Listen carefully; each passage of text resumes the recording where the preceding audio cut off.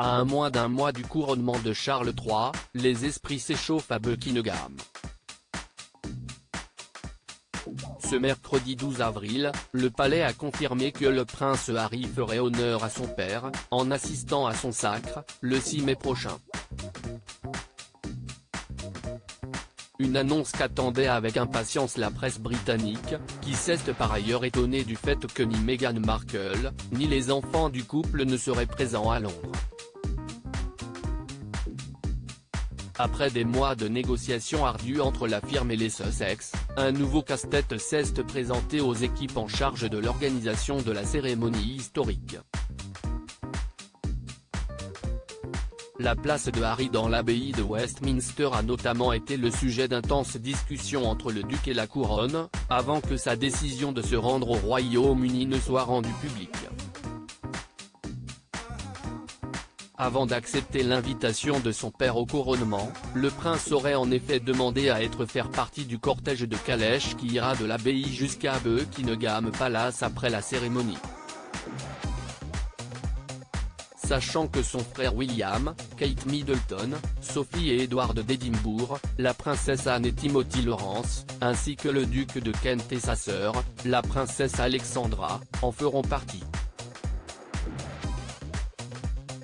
Le fils de Lady Diana aurait également exigé d'être mieux placé dans l'église que lors du jubilé de platine de sa défunte grand-mère, Elisabeth II, en juin 2022. Il s'agissait de négocier revoir la configuration de toute l'abbaye, équivalente à la Sibérie, pour savoir où Harry allait être assis, s'est amusé l'historien royal et écrivain Robert Lacey, interviewé par The Guardian ce jeudi.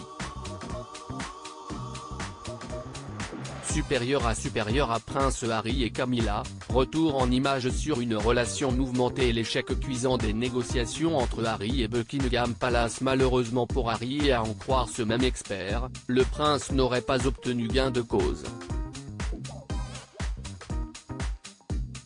Si est d'ailleurs pour cette raison, l'échec des négociations entre Harry, Meghan et Buckingham, que l'américaine aurait finalement choisi de rester en Californie. Selon l'expert royal Richard Fitzwilliam, qui s'était exprimé sur le sujet dans OK Magazine le 26 mars dernier, le souverain de 74 ans avait prévu depuis déjà bien longtemps de garder William et Harry éloignés, afin d'éviter toute tension ou image choquante en direct. Autre point de discorde entre le père d'Archie et Lilibet, Diana et sa famille, sa place sur le balcon du palais. Alors que Charles III ne souhaite y montrer que les membres actifs de la royauté, son fils cadet s'y est vu refuser l'accès, au même titre que celle que l'on présente comme la petite fille préférée d'Élisabeth II, Lady Louise, et son frère James. Pour Robert Lacey, l'inflexibilité du roi par rapport aux demandes de son fils serait une manière de lui faire comprendre que ses attaques à l'égard de la couronne, sur Netflix comme dans ses mémoires, ont aujourd'hui des conséquences. Charles III a agi avec un mélange de fermeté et de conciliation. Il a fait preuve de fermeté en mettant fin au bail du couple à Frogmore Cottage, et de conciliation en faisant savoir très tôt qu'ils étaient tous deux les bienvenus à son couronnement, analyse l'auteur d'un livre sur la rivalité entre les princes William et Harry, paru en 2020. L'historien de 79 ans suggère aussi, dans son interview avec The Guardian, que la venue de Harry à Londres peut être considérée comme un compromis fructueux. La volonté de Harry de mettre les querelles de côté le temps d'une cérémonie est un véritable signe d'espoir, compte tenu de ce qu'il a pu dire sur son père. Cela pourrait donc être un pas en avant, assure ainsi Robert Lacey.